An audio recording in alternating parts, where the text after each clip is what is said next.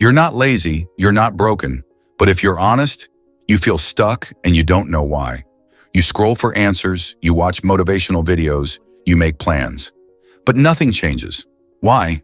Because you're stuck in the cycle of waiting. Waiting for motivation, waiting for clarity, waiting to feel ready. But guess what? That day never comes.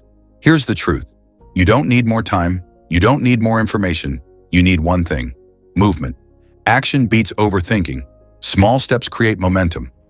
Progress doesn't come from feeling ready. It comes from showing up, even when you don't. Start small. Wake up 30 minutes earlier. Read 5 pages, do 20 push-ups.